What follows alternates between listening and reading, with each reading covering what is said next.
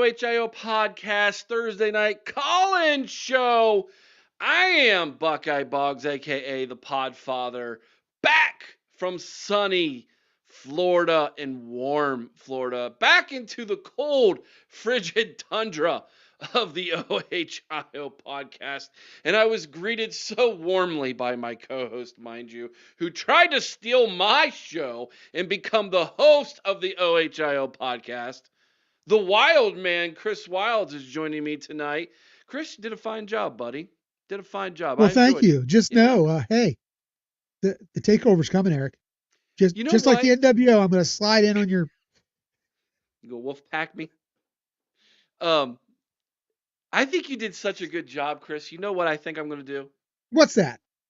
I think that you should have your own call-in show. I like that idea, Eric. I had a lot Chat, of what fun do you with think? Do you think Chris should have his own call-in show? I think he should. Let's give Chris the Wild Man a little love, and let's tell him he should have his own call-in show. And you know what, Chris? Since this is our anniversary month, which by the way, folks, we have some special things coming our way this month it. in the Lots month of of March, special stuff. and including a new intro video with a new band and all of that. Uh, I think this month we should launch the Chris Wilds call-in show, man. I love it. I think it's a great idea. So be on the lookout for that announcement. That'll be coming. It could be starting as soon as maybe next week, Chris. Possibly. Maybe. All right, guys. The chat is on fire tonight. Good to see all of you. Steely Matt, C Dub, Tyler, Andre Green, Buckeye, Pie, P. I don't know. I kind of would struggle with that one. Adam Dowling, good to see you tonight, man. Caden the Man 614. Aaron is in the chat. Curse Designs is with us tonight. Lisa, good to see Lisa tonight. All of you are in the chat this evening. The Missing Podfather. They brought back the milk carton photos with your face on it when you went missing. Oh man, it's still the best. Burks is with us tonight. Good to see Burks this evening. Anyways, yes, and Tyler reminds all of you to smash that like button as always. Yeah, we have those in stock, guys. They're in stock. You can get you an OHIO. I drink my morning beverage from a OHIO podcast mug every day, and I do the morning Eric, I do the morning beverage, and I follow it up with my afternoon drink out of my tumbler. It's always good to get a friendly reminder to smash the like button every morning. Brian, New York, with us tonight. Brian sent me a great email, by the way, Chris. Yeah. And congratulations to Brian's son, who is now on the coaching staff for Army. Oh, very nice. Yes. Maybe a future Buckeye coach in the works here, possibly. So, didn't Bill Belichick get his start at Army, I believe? Quite a few people have, actually. If I'm not mistaken, Coach K started at Army. Possibly, yeah. I believe he did. Yeah. Aaron says gifts are in the mail. All right, man. Like that. What's up, Madamus? Good to see him with us tonight. Reading his book currently. I was on vacation. I didn't get a chance to read it, but Ryan Day's Championship Beard's with us, and he said, "Good morning this morning," is hilarious every day. Listen, I can't claim that. I did not start that. I picked that up from someone else, but I do like saying it every morning. Hey, you may not have created it, but you perfected it, man. Yeah. Parcells started at Army. Army. Yeah. Will Buck's with us as well. Good to have Will with us. And Richard Lawhorn's with us. And Jeffrey Johnston's with us. Good to have all you guys with us today. All right. Phone lines are open. You can give us a call, 567-483-1999. Phone lines are open. We got one in the queue already, and so we'll give you all just a few more minutes to jump on that. Chris, anything on your mind you want to talk about before we head on over to the calls, the phone lines, and dive in with them and chat about all that good stuff that I want to talk about? Man, I am just getting so anxious. Do you realize we are what, 5 weeks out from spring football? Listen, I 5 weeks know, out from the spring showcase. and I need to get on it, man, because haven't been diligent in my responsibilities. Will this Uh, be our biggest tailgate ever, Eric? oh, by far. Uh, yeah, by far, yeah. You know the best way to make it the biggest tailgate ever is to have some people send some super chats to help us foot the bill for that. It will. That's not no lie. Super chats will help us with prepping for that party, and it's going to be a great time. So pull up the beanie like this. Hey man, want to see my hairline? What is it? What do you? There we go. Is But at that least you better? still got a hairline, man. Oh yeah. Anyways, it tends to fall down on my head. Anyways, phone lines are open, man. We'll dive into those in just a minute. But when I was on, I won't say vacation. When I was on my workcation, It was I vacation. only got really one day to do anything remotely fun, and it was literally just I got to see Daytona Beach for like 5 minutes, and then I turned right around and had to go back to Orlando for work. But um, Man, you were uh, about a week early, weren't you? yeah, or Bike Week's going on right now Yeah. in Next Orlando, but week's the week you wanted to be checking out Daytona Beach, man. spring I break.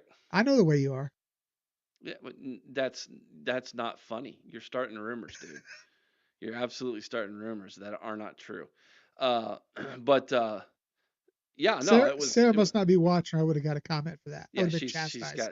She's got parent teacher conferences this evening. Thankfully, but no, it was good, and I had a good time. And I missed so much though, Chris. I was so busy that I don't really know a whole lot of what's going on in Buckeye Nation. I tried to catch up a little bit uh, today, but I still feel like I'm so far out on all the news. Um, is there anything big that I really missed? Not a whole lot, I don't think. I mean, we brought back a couple of guys who were with the program before in analyst type roles. We of course added Tony Washington Jr. as an assistant D line coach. Um, Miguel Patrick is back with the program again as well. Um, Outside of that, I mean, we haven't seen a lot of action coming out. Uh, this week, of course, was the Buckeye Cruise for Cancer, so wasn't a lot happening in the Woody this week. So, All right, well, let's just dive into the phone calls here, man. Let's see who's up first.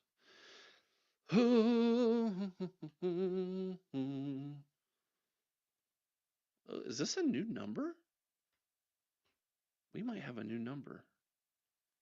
Hmm, fun. hey, 614, you're on the OHIO podcast. Eric, welcome back, sir. Is this Caden the man? You daggone right, sir. How are we doing this fine evening? And let me just first say, welcome back to the Podfather, the man, the myth, the legend himself, Eric of the OHIL podcast. Welcome back, sir. It's good to be back, Caden. It's good to be home. It's good to be back in the friendly confines of the OHIO podcast HQ recording studio / office. But I'm thankful to be here, Caden. How was your week, and how are you? More importantly, my man. Well, it's been 2 months since Ohio State has took that 9th national championship, and we showed the world why we are the Ohio State University Buckeyes, baby. And life's been pretty good, ready for, the spring showcase of future Buckeye talent and just some absolute stars at Ohio State. And as far as I'm concerned, our schedule better beware that our team is going to be a lot better this season now that Matt Patricia is here at Ohio State. Pardon me for the stuttering, but Burks is our fellow Michigan Wolverine viewer. I'm just going to advise him to please make sure that he has a lot of tissue, because when we play them again this year, this is the turning point in the series. And I tell him that's a fact, brother. It might very well could be. Now I tend to be somewhat on the pessimistic side of things, although my co-host, I think, takes up residence over there most of the time. But that being said, Caden, why are you so confident that Ryan Day is going to turn the tide in this rivalry, even though this game is going to be played in Ann Arbor? You know how they say revenge is a dish best served cold, Eric? You know, it's sweeter that it's in Michigan Stadium, because then it's going to really hit them down the core. Because not long ago, they beat us in our house for the first time in 20 years. Not surprising, though. So I think this will be the real shocker factor for those Wolverines. And you know, and I said this on my channel before, Eric, and I don't know if you listened to last night or not last Sunday. I said that Ohio State, in my honest opinion, does not have any competition in the Big Ten besides Oregon. That's like the only team I'm concerned with. And I'm not trying to be off topic, but I'm just saying, can the Big Ten at least get some serious competition for Ohio State? I mean, let's be honest, Penn State is honestly not a threat. The only, heck, UCLA, Southern Cal, UCLA, Washington, they're not a threat. The only thing I foresee in Ohio State's maybe to play someone for them to play in the playoffs with is either Georgia or somebody from the Big 12 or Miami, Clemson. I don't know. Florida State's a complete mess. Possibly SMU, possibly. But as far as the Big 12 is concerned, possibly Kansas State. But Eric, from one honest Buckeye fan to another, let's just be honest. Now that Ohio State's won a ninth national championship, don't you think it's time that Ohio State is really going to step up the turning point in the world of college football right now? Because now that Ohio State's won the ninth, don't you think Georgia will want a rematch against Ohio State, especially if it's for the national championship? And I'm going to ask you as honestly as a Buckeye fan. Yeah, Georgia might want a rematch, but I don't know that they're going to get one. I don't know if they've got what it takes to get there. My early take on the SEC is that it's going to be incredibly level. It's going to take even a bigger step back. Like, I'm not so sure at this point. I'm not leaning toward Tennessee and South Carolina. South Carolina, man, they are not to be toyed with, I'm telling you. And yet Georgia's got the most depth in recruiting, but if you don't have a quarterback that can lead you there, it doesn't really matter. So it's a great question.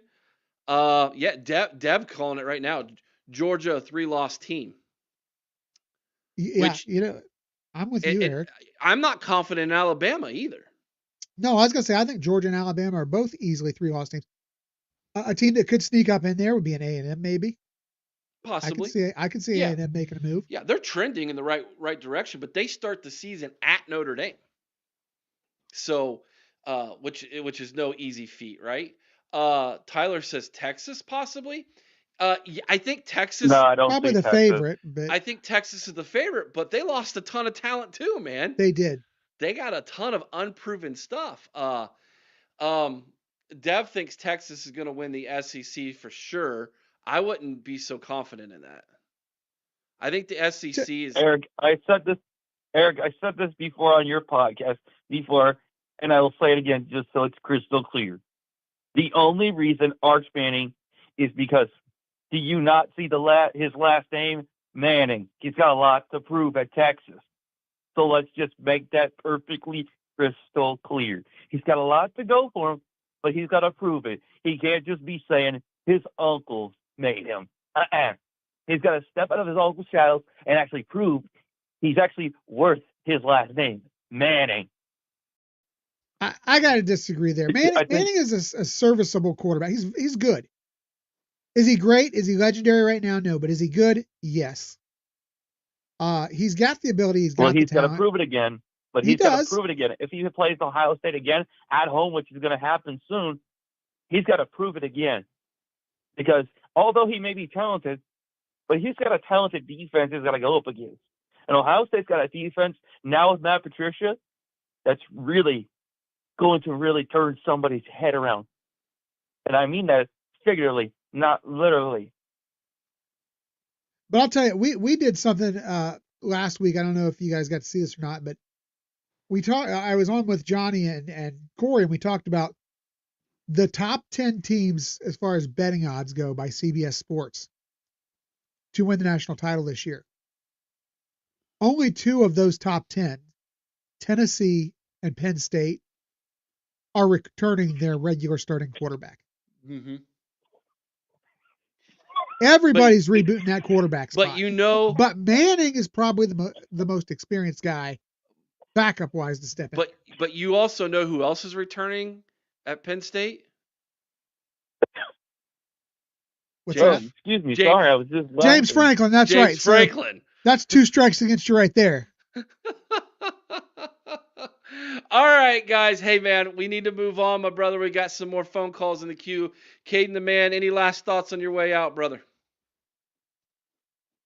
Eric, can I just say this just so you guys are honestly perfectly clear with this? As far as Tennessee is concerned, not a threat to my Buckeyes, nor is Penn State. So let's make that edge crystal clear. And as far as everybody else is concerned, I would please prepare all hospitals to be prepared for when their teams are thrown in, because Ohio State's defense will be doing the work. And I think we all know that's the facts. So let's just remind everybody that Ohio State is the team in the Big Ten, and that nobody, and I mean no one, is standing our way until we claim another national championship, unless Georgia has something to say about it. But I would like to see them try it again. And Eric, good to see you again, my good sir. Catch you tomorrow night. I'm announcing that I am going live in my first ever college football courtroom segment tomorrow night, 6 p.m. Eastern Standard Time. So I'm hoping to catch you in my college football courtroom tomorrow night. You're doing a little Judge Johnny, are you? I saw that on his show. You doing a little courtroom drama? No, not courtroom drama, are you? Not Judge. Not specifically like Judge Johnny, but like I said, tune in 6 p.m. tomorrow Eastern Standard Time to my channel. That's right, Caden the Man on YouTube. I will drop the link, if you don't mind. I'll drop the link to my YouTube channel in the comments, Caden, so everybody can go check it out. Real quick, Caden, do yourself a favor if you're going to do that. Buy yourself one of those judge wigs that they wear in Europe on Amazon for like $10 or something, and wear that sucker when you do the video. It'd be great. That'd be awesome. Eric, seriously, Eric, my hair is a lot better without a wig, because I'll just be honest, the hairline just doesn't do a wig justice. I'll just be completely honest about that. And plus, I've got more of a Darth Vader, like a young Darth Vader, shorter hair style. Plus, it looks better. We'll call you the Kylo Ren of this podcast. Vader. All right, good first call, Caden. Have a good one, buddy. Go Bucks, guys. I love his confidence, Eric. I love his confidence, but man, I'm telling you, it's going to be tougher than he thinks. What's that? But the repeat. It's going to be tougher than he thinks. Oh, yeah. But I love the confidence. I do. Yeah. We're going to talk expectations, I think Sunday. Realistic expectations. You guys hinted on it Sunday, and that needs to be talked about. We have some really good topics Sunday, but that might be something we get to. All right, let's go to the next caller. What up, Tyler? Eric. So today we got more information from Michigan. If there was going to be anybody who wanted to talk about this, I knew it was going to be you, Tyler. Go for it. I was laughing when I saw it. Oh, it warmed my heart. It warmed my heart because the bullies got out-bullied. Talk about, we want to know who the whistleblower was. First of all, you don't have the obligation. The NCAA doesn't have to obligate themselves to give you that information. If they're anonymous, they're anonymous. They don't have to tell you anything. So the fact that Michigan really thought that they could bully themselves to actually get that information from who actually was the whistleblower, was the snitch, is honestly kind of the funniest thing I saw all day long.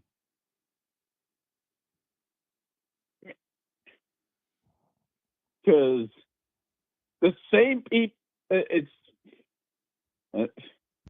I don't know what.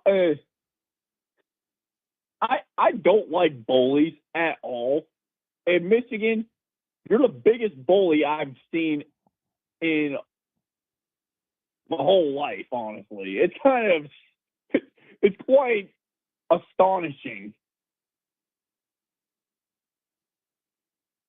What do you think of that, Eric, Chris? Well, I think this is. I love that the NCAA is playing hardball back. This is going to get ugly. This is going to land in a courtroom unless Michigan wants to save a little face. And I think they know that's the only way they can save face. That's why they've got this new attorney who is a moderator more than a litigator. Burks, I think, is sadly mistaken because he says that the Natty won't be vacated. Count on it. Count on the fact that the NCAA, and that is the hang up. That was the hang up with the settlement all along. It's still the hang up. The NCAA wants it all. They want to vacate those 3 years. They want the Natty. They want the bowl ban. They want to give these guys everything but the death penalty. And they're playing hardball. So I truly believe that they feel they've got that leg to stand on. Otherwise, they wouldn't make this stance. Michigan at this point just has to decide, do they want to try to save the program? Because what happens is, if it all rolls down the way that everybody believes it will, the rats will be deserting the ship. And it's going to cripple this program for the next 10 years. Do you want to take that little bit of beating, take that egg on the face now, and take that little beating in recruiting, maybe have a few people transfer? Or do you want to make the NCAA push this thing to the end to where they give you a 5 to 7 year bowl ban on top of everything else, and you've got no hope for recruiting? I think Michigan has to really step back and look at this now, Tyler, because I think they know now the NCAA is in it to win it. They're in there playing hardball. They are not gonna set back. They're not gonna give in. That's just my thought.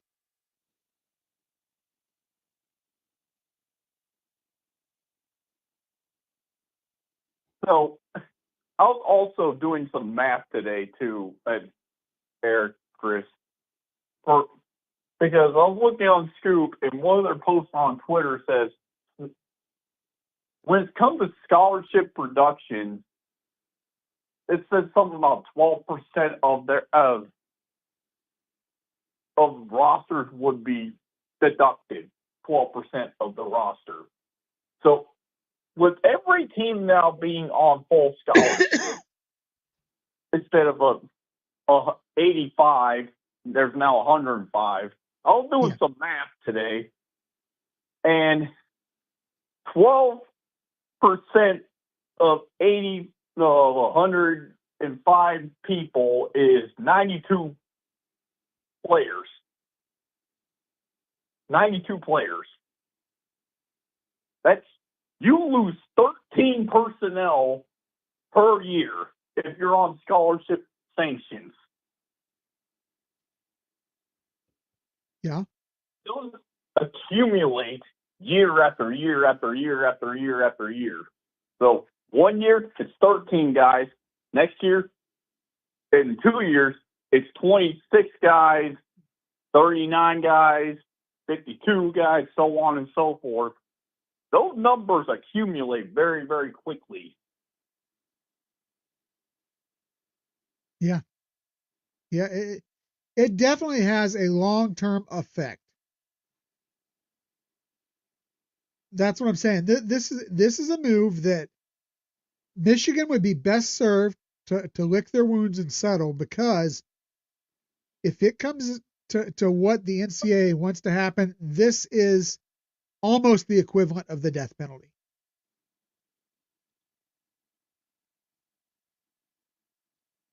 And I'll tell you, I would love to see nothing more. What do you think? Eric, your thoughts? What do you think, Eric? You guys don't want to know my thoughts. Eric thinks the NCAA is going to do nothing, because that's been his position all along.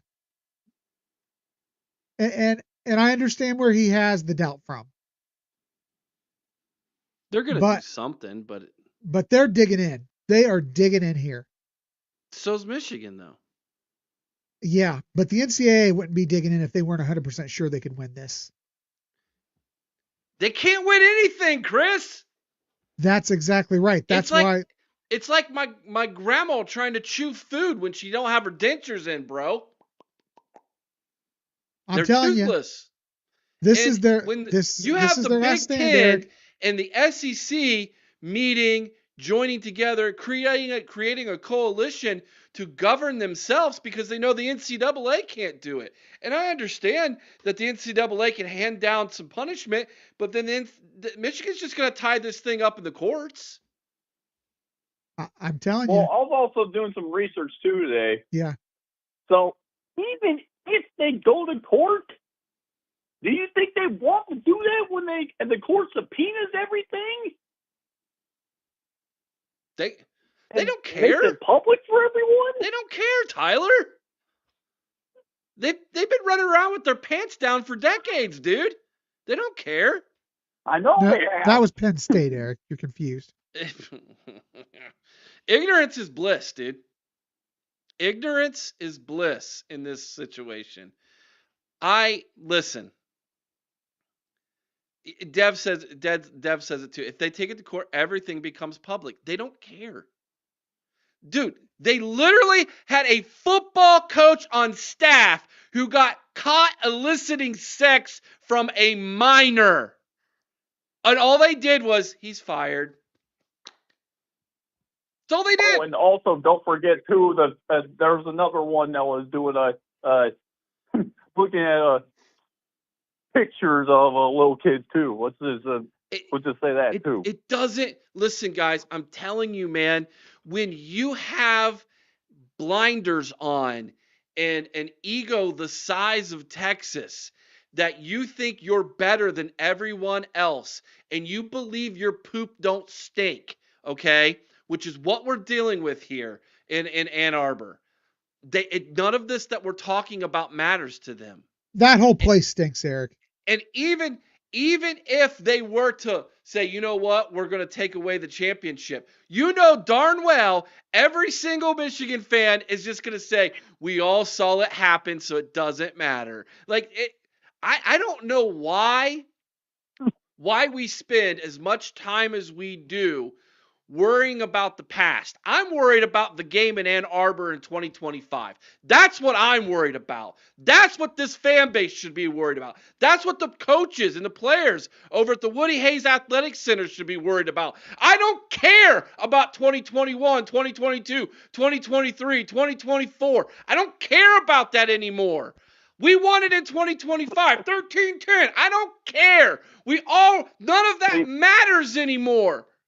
They can take Eric, it. I think a part of it for us that really want this so badly, and I know you want it so badly too, but you're on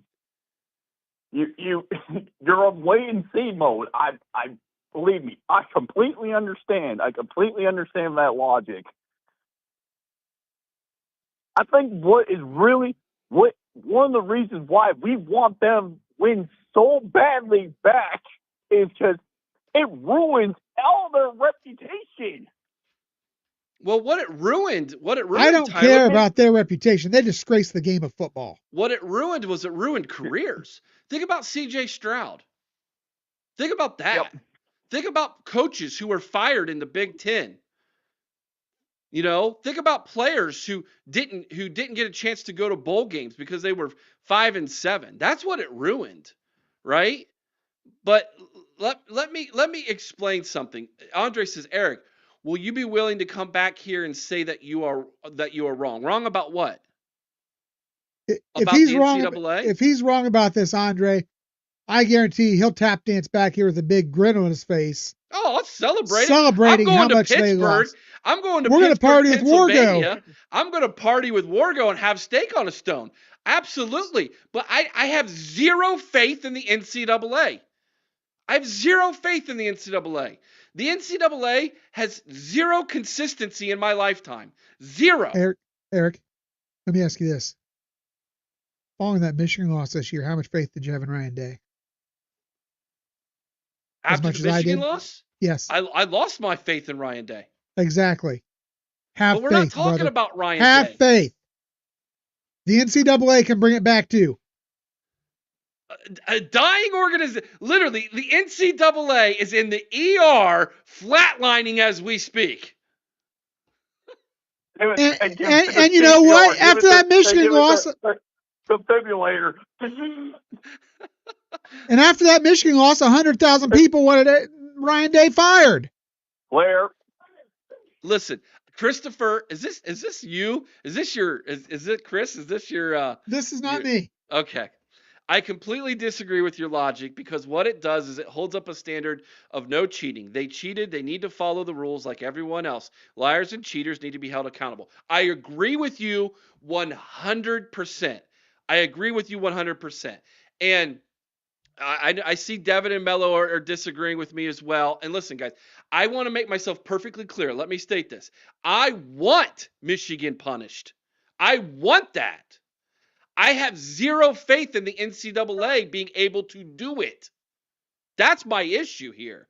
Now, why I say move on is we have spent in this online YouTube 2 years plus to a YouTube Big Ten community. We have spent 2 years dwelling on this, and I'm telling you right now, our focus needs to be on 2025. Agreed. Not on 2023 and 2022, because I don't. We've been waiting for how long? How long?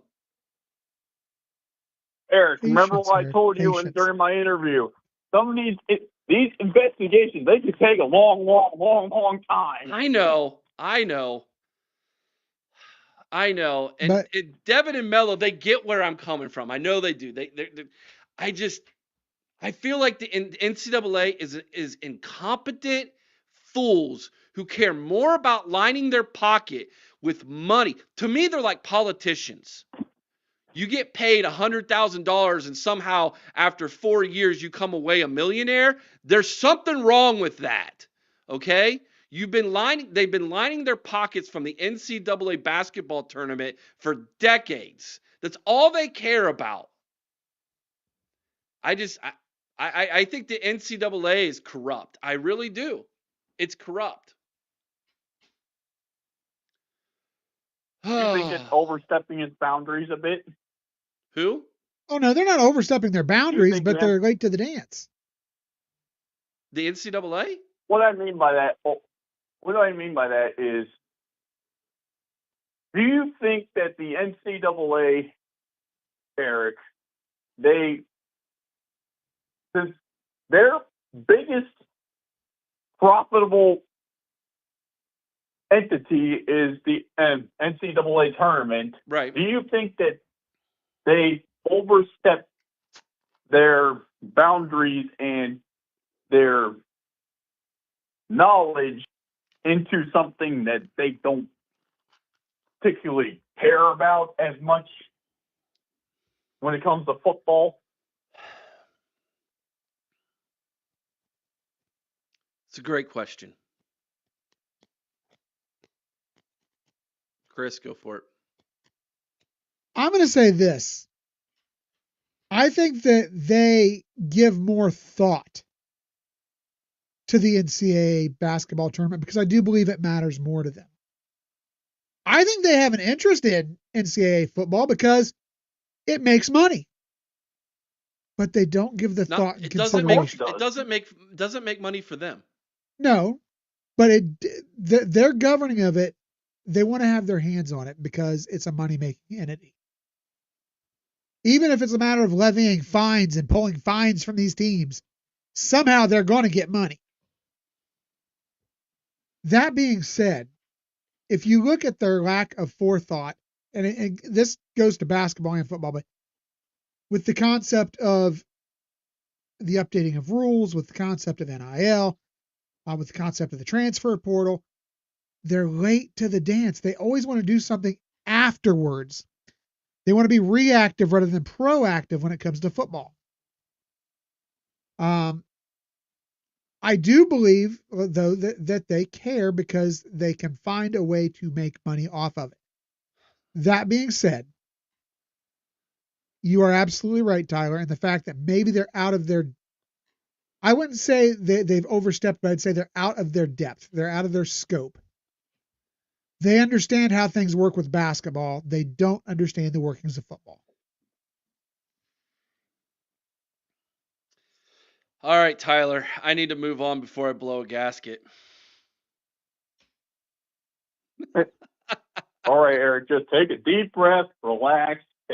You got a long show. Yeah. Wait, Eric. Let me explain myself, though, Tyler.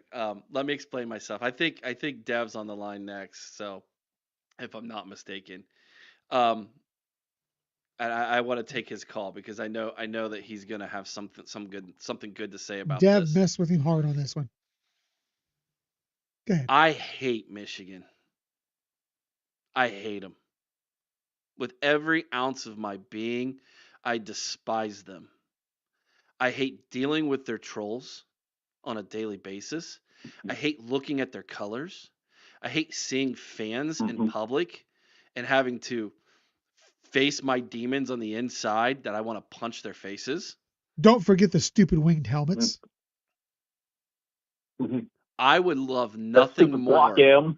I would love nothing more than to see the NCAA take away every victory they've had for 3 years, take away their national championship, take away their Big Ten championship, hand them a bowl ban of 3 years, and take away scholarships from them. That's what I want to see happen. I want to make that perfectly clear to all of you. And if it does, I will celebrate any and all of those things. When it happens, if it happens, trust me, I will be on here. I'll be torquing like Johnny Bullet said. I'll be torquing. All right, and I don't even know how to do it, but I'll learn. It is Nebraska Speedo. But, and this is a big but. I don't know if and how the NCAA can do this legally, because they lose every time they go to court, and that's exactly what the University of Dumb wants to do because they see it too. They see it too. They lose NIL cases, Well, Eric. They lose everything, Chris. They've lost. The NCAA is losing everything when it comes to football. They are. They just are. And I know you can point to Kentucky and you can point to Arizona State as cases, but honestly, what did that really do for those two programs? Nothing. I mean, Kentucky hasn't done hasn't been the same since. But it's Kentucky. Kentucky's like Indiana. They're all waiting for the round ball to start dribbling. They're not a football school. Eric, let me just say, it's not about taking back the wins, although I'd love that. It's not about vacating the national title, though I'd love that. It's not even about seeing the NCAA put the screws to the scum, though I'd really love that. I want this for one reason more than any other. For the stake on the stone. Chris, I think the integrity of the sport needs it. It really does. Absolutely it does. But I don't know, man. I've just lost faith in the NCAA. It used to be an institution that we look towards for, as being this authority figure in college football. And it's just here's not the thing, anymore. Eric, and Devin pointed it out earlier, and I'm sure he'll touch on it again when you get him on the phone. But, and I've been saying this for a while, even if, people say they can't vacate the title. Here's the thing. All the NCAA has to do is say, we won't recognize it. We won't recognize it. At that point, whether it's vacated or not, it's vacated because they won't recognize it. All right, Tyler, we need to move on to our next caller, brother. Appreciate you. All right. Have a great evening, Chris. Eric, I'll be in the chat. Thanks, Tyler. Talk to you later, buddy. Tyler. I'll. Boy, Tyler knows how to get me going, doesn't he? Hey, I can help. Yeah, J.T. Barrett. You son of a gun. Great human being. Great human being. All right. Next man up, Eric. All right. Let's get Dev on here and get me straightened out. What's up, brother? What up, brother? How you doing? I'm good. You know what? I spent a week in your state, and I came back to cold Ohio, and I got all like grouchy. Yeah, dude, that'll happen, man. That's why I can't come back, bro. That's why I can't do it. I'll just be grumpy 24/7, man. Chris, how you doing tonight? I'm grumpy, but in a more positive way than Eric. Yeah. I only got one statement to say about the topic that you guys are on. Hit me, brother. And it's this. It's Eric. It only takes the faith of a mustard seed, though. So Preach that's all it. to me, bro. Just a little bit, man. Okay? Preach it. Preach it for me, brother. I need it. But yeah, I think we covered that topic enough, man. I mean, I just want to hit real fast on the boss moves that Ryan Day's making right now with the coaching staff. Bro. But like I got a different perspective on it, like more of a recruiting perspective on all of these hires that were made. And, I've kind of dug into it quite a lot. And I think Ryan Day obviously is focusing on, because the last like 2 or 3 years, what are the like two position groups that were like, dang, man, what's up with this recruiting? It's in the trenches. Would you guys Offensive line, agree? Oh, yeah. totally. 100%. And dude, I love what Ryan Day's doing with Tyler Bowen and Charlie Dickey and Marcus Washington and Wendy Laurent. Like, those are all O-line specific guys. And every recruit I've talked to about Tyler Bowen, he's absolutely elite. And we know the area that he recruits, right? Well, then you look at Charlie Dickey, West Coast guy, coached at Oklahoma State. You look at Marcus Washington, coached at Missouri, Mississippi State. So in the South, Wendy, Laurent coached at Buffalo out there in New York. So I just really feel like, Ryan Day has not only, I've heard a lot of people discuss all these coaches and how they're going to coach the O-line and whatnot, but I think there's two perspectives to this, and that's this recruiting aspect that obviously has been lacking over the last couple of years as far as high school recruiting goes. And I think the moves he's made has development in mind, but also big time recruiting, man. I mean, look at these areas these coaches are coming from. They're coming from areas that we have got to recruit the O-line very well. 100%, dude. Absolutely. And I read earlier today, Dev, that the recruiting gurus in college football expect Ohio State to have a massive spring recruiting this year. That Ryan Day has laid the groundwork for what is going to be a huge June and July. Yeah, I mean, I can totally see it, man. You know what I mean? And that's just on the, offensive line side of the ball. You go to the defensive line side of the ball, you start off with Matt Patricia, Super Bowl winning defensive coordinator. That's enough said about him for defensive line recruiting, because as good as Larry Johnson is, I mean, he's the GOAT at development, but he's in that older generation of recruiting. You know what I mean? The call once a week, maybe at the most. You know what I mean? Right. And recruiting has changed, man. Society has changed. These recruits, I call it, the microwave society, where they need to get a call and a text every single day.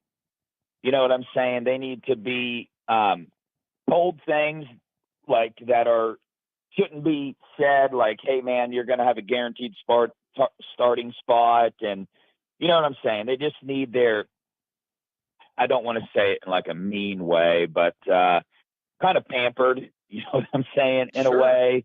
So, I mean, because the defensive end recruiting in the last three classes have been no bueno. I mean, Right. in the last three classes, we've signed three defensive ends, dude. So, and then Miguel Patrick, the Georgia high school state champ coach.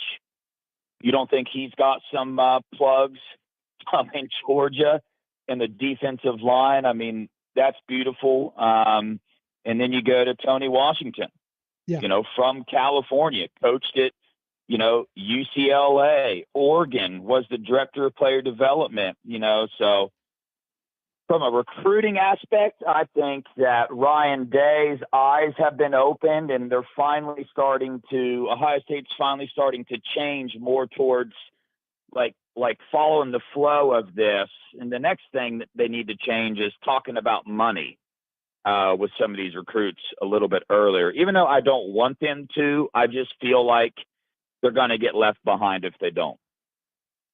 You're right, 100%. The other thing too, Dev, that as we get further into the Ryan Day era, the more it becomes evident that what they do is they recruit to character. Yes, they want high 5-star, 4-star guys, but they are not going to waste their time on people who they don't view as high character guys.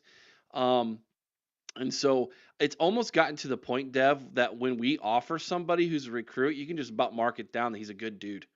Like, you don't have to worry about you don't have to worry about there being anything behind that's unbecoming of the young man. Yeah.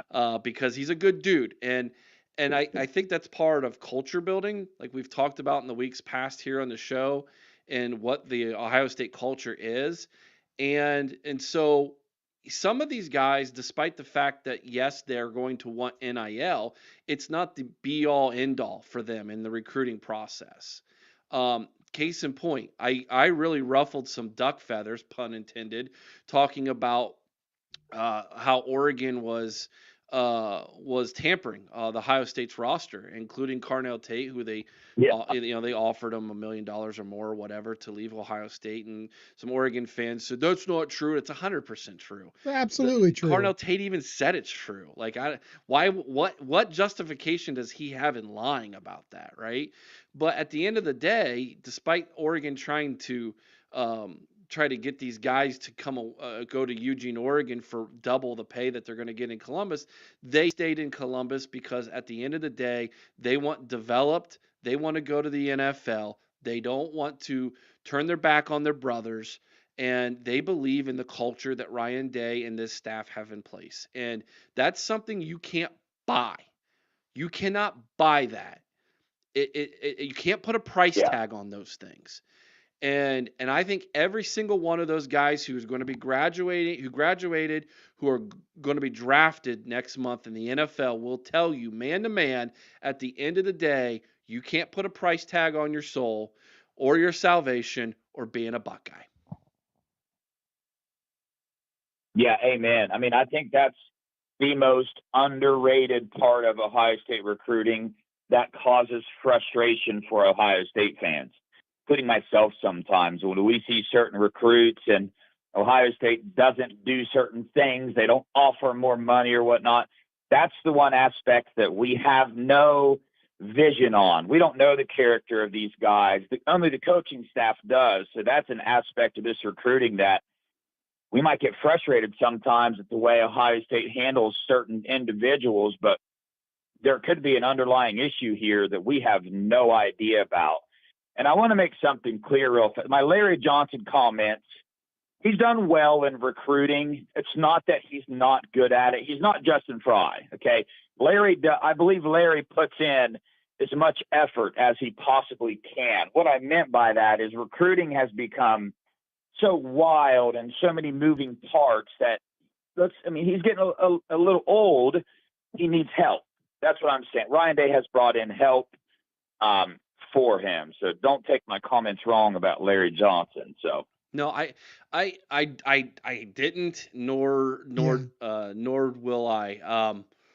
We call him the living legend around here for a reason, and he's earned that moniker and he's earned that title. Oh yeah. And some might argue, and it's a great debate that we might have at some point this summer. Has Larry Johnson earned the right to hang it up when he wants, or will there be a time when Ryan Day has to say to Larry, it's time to hang it up?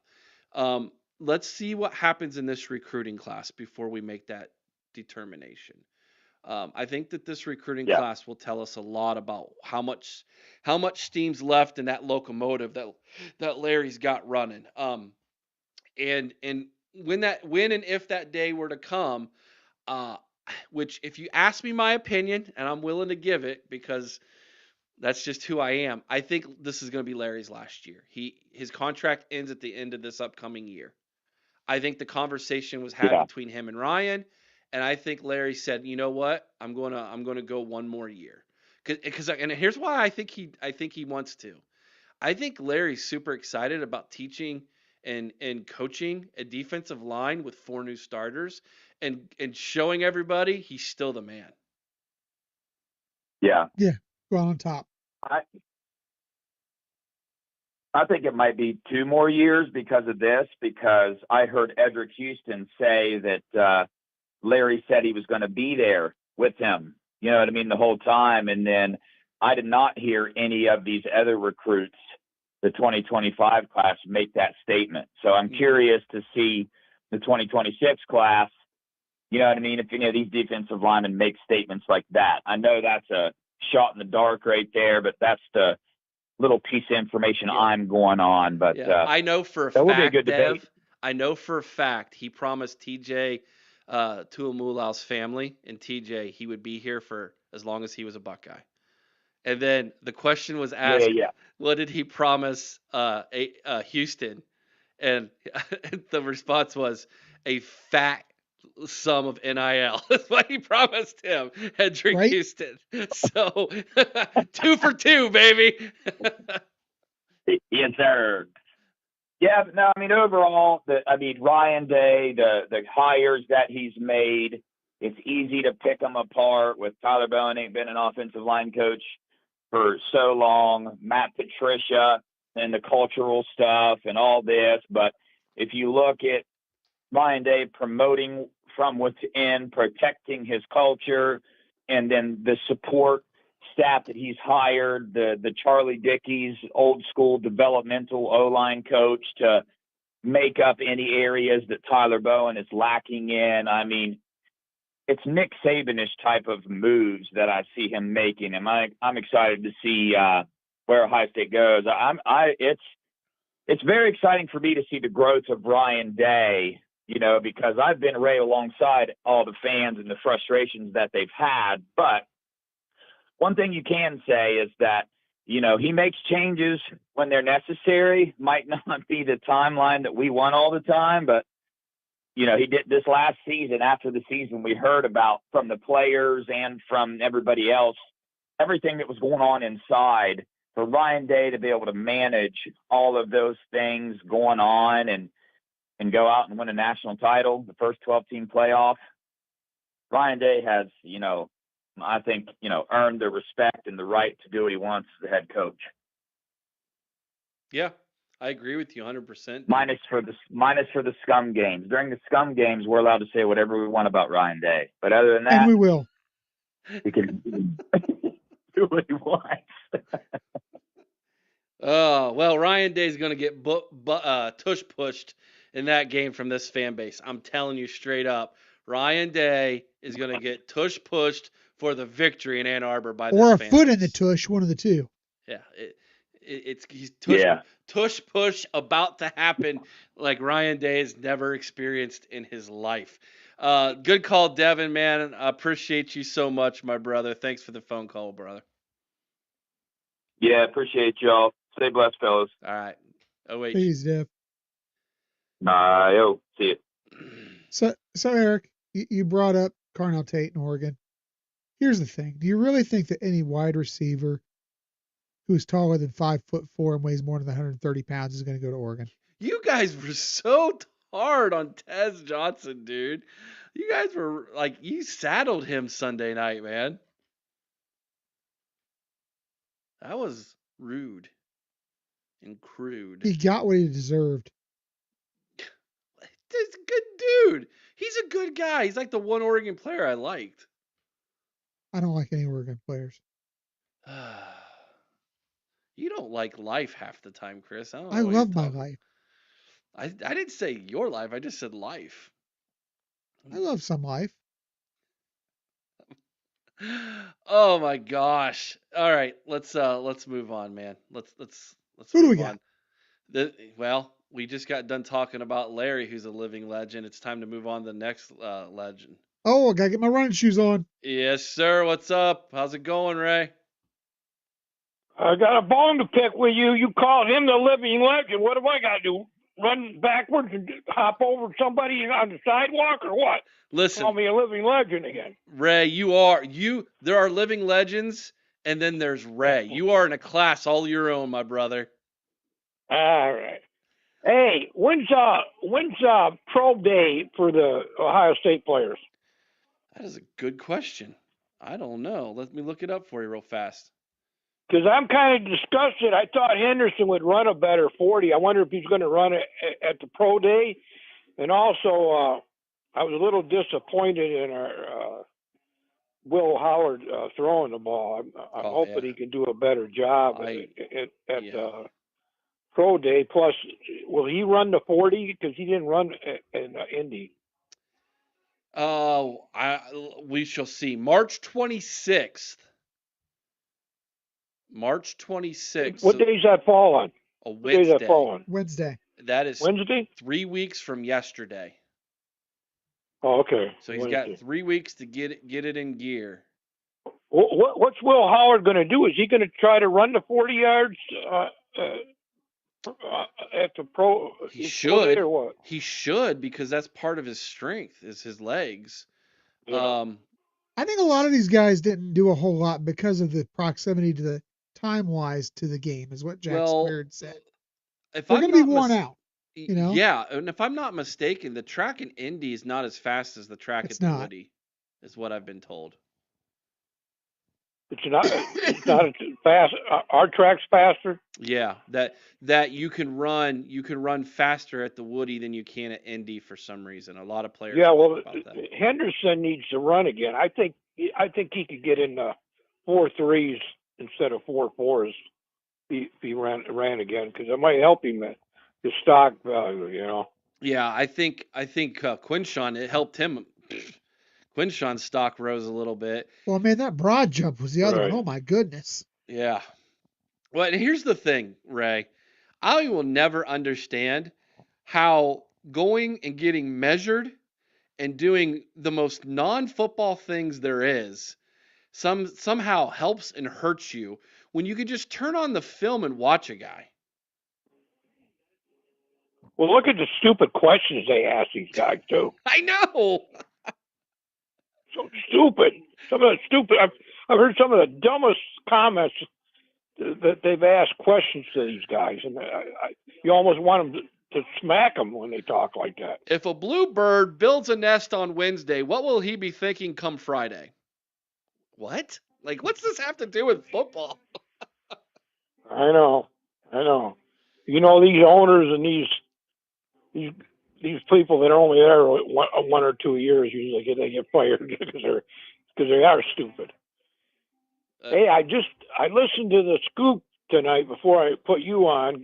He comes on at 7, and he says that I'm hoping he's right. He's been saying this for quite a few weeks now, that they're going to have to release this information next 2 days to a week. So, you know, these are public schools. Don't the press ever get to? You'd think Michigan's had 3 different attorney groups. They got all the people in Michigan, you know, inside there. Somebody you think would squeal it out what their penalties are going to be, but Nevada says they're going to be 3-year ban on bowls, and they're going to have to vacate the national championship. I hope they're right. Well, I do too, Ray. I hope they're right as well. You know this fan base up there better than anybody. You helped them find their seats for the better part of 2 decades. Ray, Right. what happens to this fan base? What happens to that fan base if the NCAA takes away their championship, vacates a bunch of wins, and puts a postseason ban on them? What will that fan base do? Well, I already know it. I got a son that loves Michigan still, even though they fired me and revoked my season tickets, and his cousin, they're saying take him to court and sue him.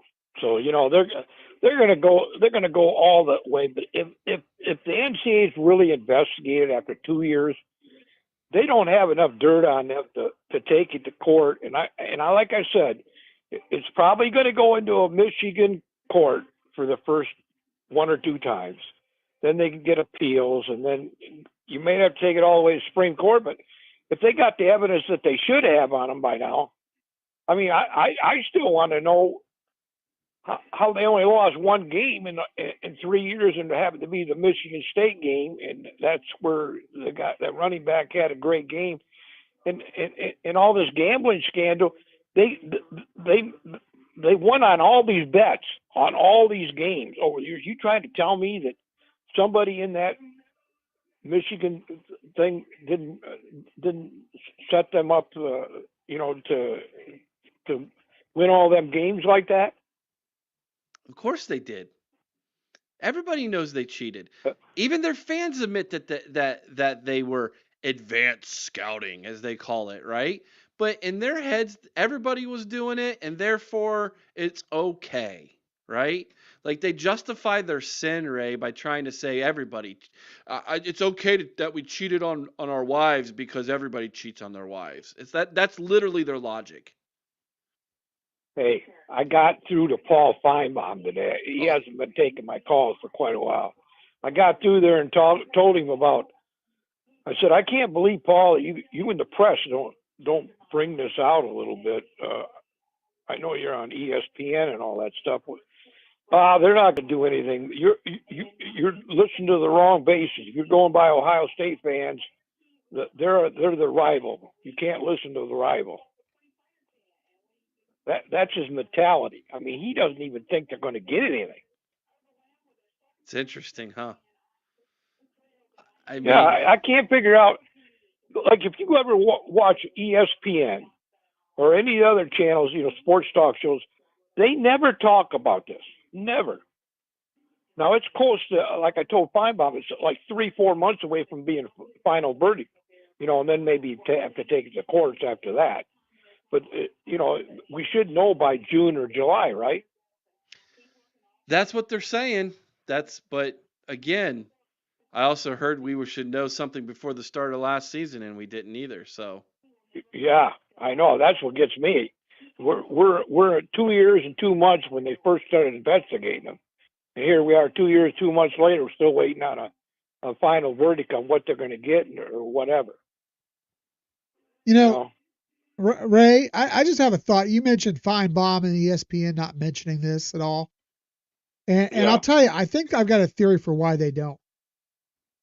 And that's because they have to dredge up the fact that the SEC has not been in a championship game in 2 years by mentioning Michigan. If you mention Michigan, you've got to acknowledge the fact that they knocked Alabama out of the playoff 2 years ago. I would think if that was me, that would give me more. They beat them again this year. Yeah, that would give me more fuel for the fire.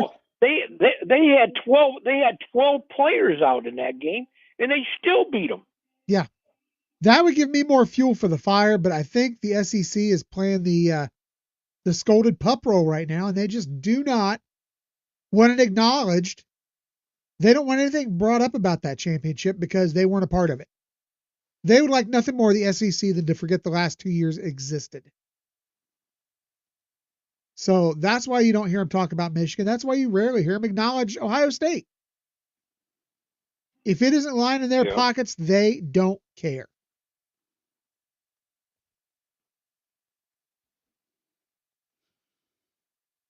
And Feinbaum's an idiot. And he has big ears. Yeah, I think he is. That our new quarterback there, they're probably not going to have a spring game then, huh? Who's that? Michigan? Ohio State. Ohio State going to have a spring game this year? They're going to have a spring showcase. They're calling it a spring showcase. I don't know what that means. And last time Ryan Day was asked that, he didn't give any details either because I really don't know. I don't think he knows what it means yet. I don't think he knows what it means yet. They're just kind of like, well, we'll get there when we get there. I think it's probably going to be a practice, in all honesty, which is fine by me. Maybe some skills drills. I'll be honest with you. I learned more from those open practices than you ever do at the spring game. Well, I'm just wondering if we're going to have a quarterback. Are we going to have to wait till the Texas game to find out we got a quarterback or a running back or anything like that? Mark it down right now. You don't have to wait, Ray. Starting quarterback. You heard it here first. Julian Sayin. I've been saying it for a while. It's Julian Sayin. Now they're going to say they're going to have a quarterback competition, but I'm here to tell you right now, everything I have been told, Julian Sayin is the man. And it sounds like James Peoples How tall is this quarterback? He's 6'2", Chris? 6'2", 6'3", yeah. 6'2". I believe. Can he run too, or just throws the ball? Oh, yeah. He can run a little bit. He's athletic. Yeah, okay. He can run a little bit. We don't want to get hurt. But once in a while you need to run. Will Howard proved that against Notre Dame. Yeah. He's listed at 6'1", 203 pounds, but I'm here to tell you he's closer to 6'2", 205. It'd be nice to see him get up to about 210 before the season started. If he got hurt, we got a good backup quarterback too, don't we? Well, right now it's Lincoln Keenholz, but I don't know that he'll stay on the team. If he doesn't win the starting roster, he might jump in the portal. We'll see.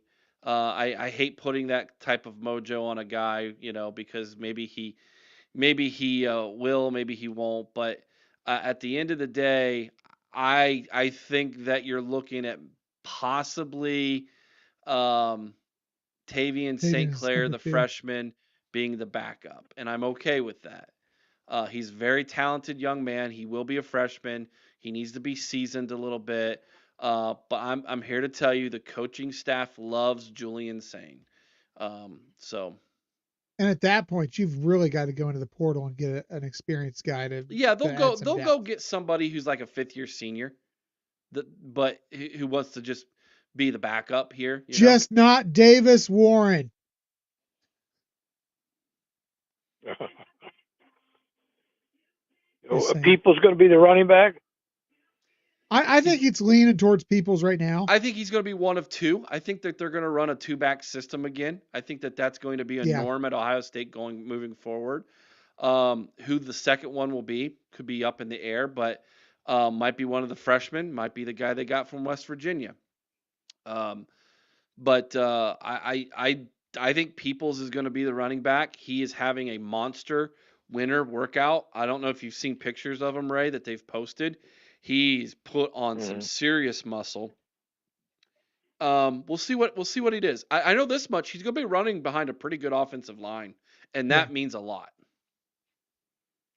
Hey, what's this thing they have every year? Because I only started keeping track of you guys a year ago.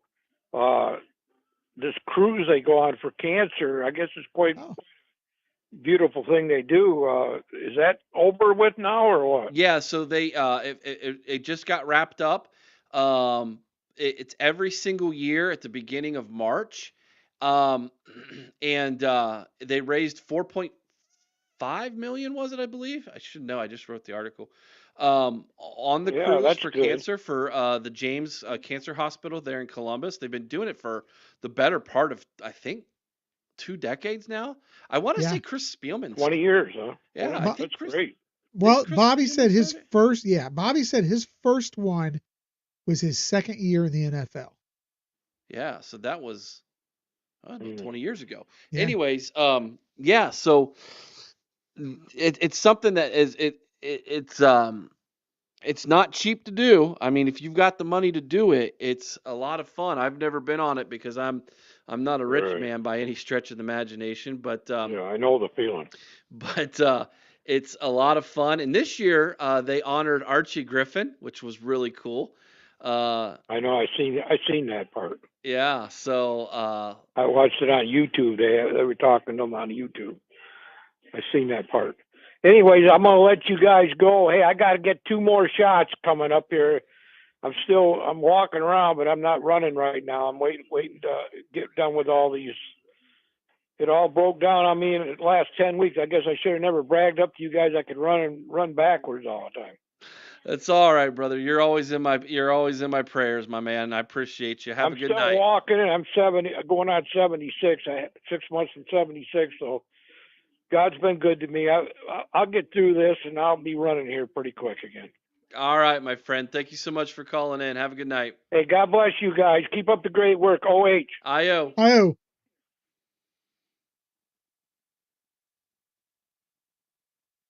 Phone lines are open, guys. 567-483-1999 is the number again.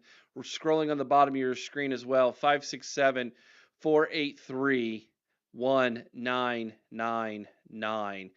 We'd love to talk to you guys tonight if you want to call in.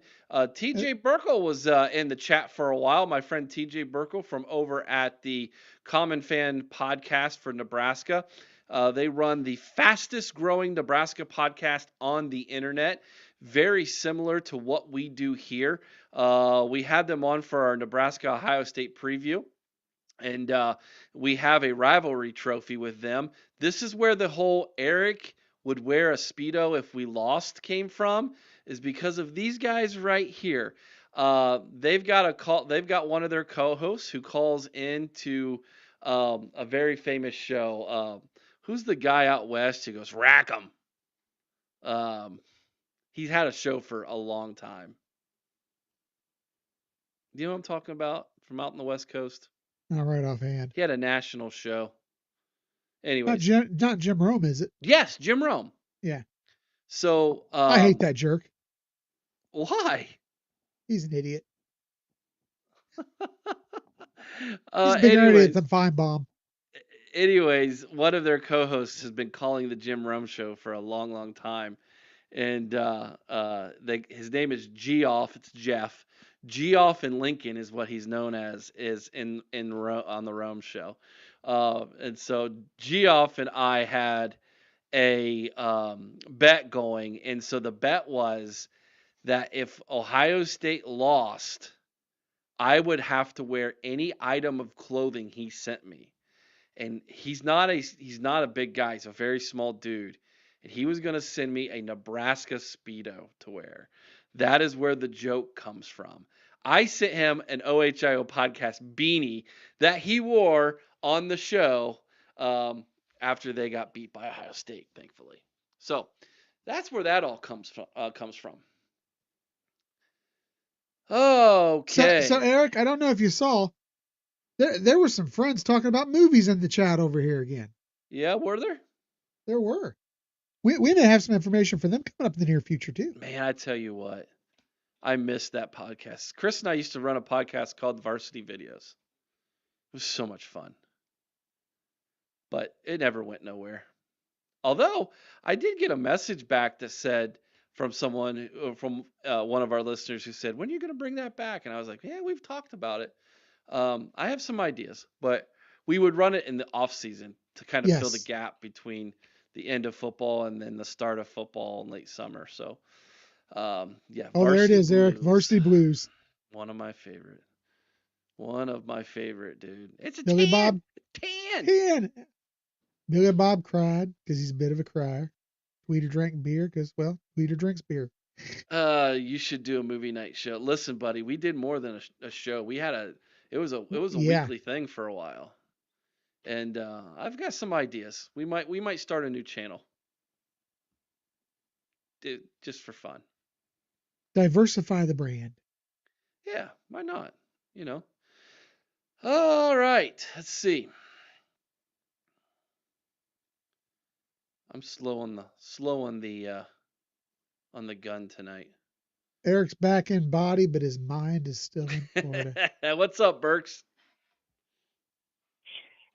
Wild man pod fodder, how you guys doing, man? I'm all right. How are you awesome. doing? Awesome, man. Yeah, because you think Michigan is going to get the hammer and be done and everything's going to get vacated and all the bowl bans and bowl losses and vacated. Absolutely. And then I'm That's going why to you laugh feel like about that. it for weeks. But more importantly, I'm getting my not gonna steak, lie and that's to you. all that matters. Hey, I'm not going to lie. If that happens, I'm going to like really roast my fan base because my fan base right now, they still feel like nothing is really going to happen other than maybe like a huge fine, like $1 million. I think like what, $5-10 million fine and like the scholarship losses. That's all they think is going to happen. But I don't know, dude. But I'm really going to roast my fan base. Like all the Michigan channels, I'm going to be like, hey, this is what happens when you guys praise Connor Stallions. Because like I'm telling you, man, I'm not even trying to like bullcrap with you guys, but like about 80 or 90% of our fan base, like let's say YouTube fan base, right? They really, really feel like Connor Stallions, like they did nothing wrong. It's actually like, it's like they should be a case study on this, man.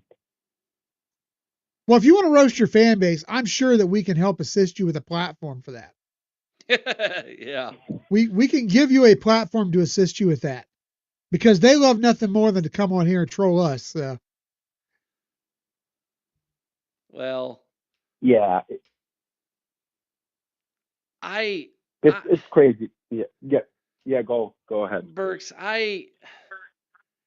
to me, it's wild because the further away you go from your fan base and our fan base, it's like a non-story.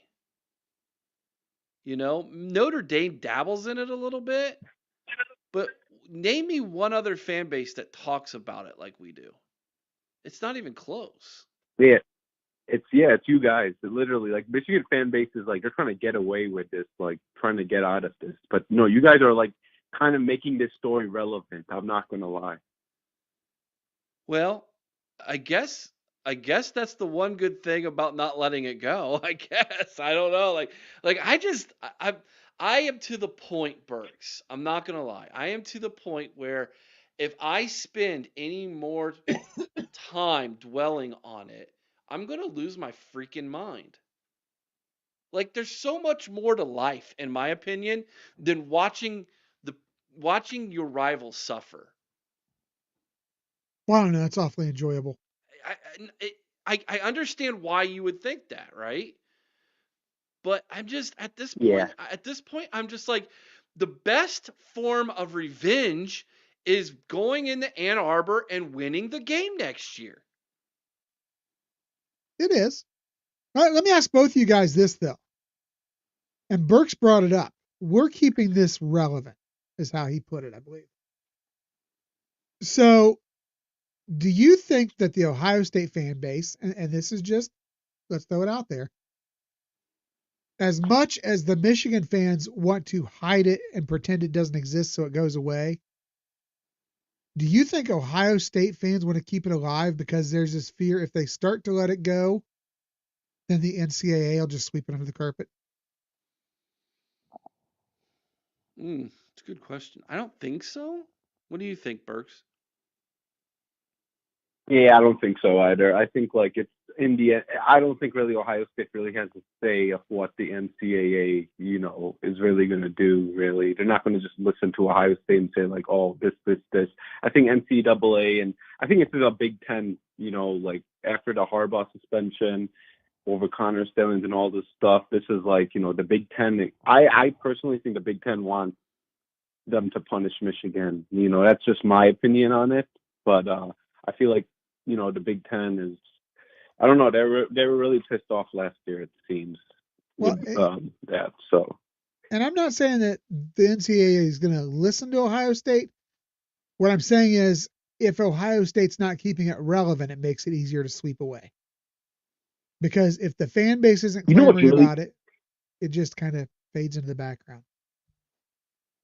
You know what really pissed me off was when there was those articles in 2023, like after Michigan won their natty, they were like, oh, they were thinking about moving out of the Big Ten, like getting out. I'm like, dude, come on, man. This is so bullshit, dude. Michigan literally, they are one of the founders of the Big Ten. They own the Big Ten in terms of like having the most conference championships in the Big Ten. They are never going to leave the Big Ten. And it's just such like, this is what pisses me off in Michigan media, man. They put some content out there, and like our fan base can have zero critical thinking. Like I'm telling you, even Kennedy even mentioned this, that our fan base has anything they post out there. It's like boom, they'll believe.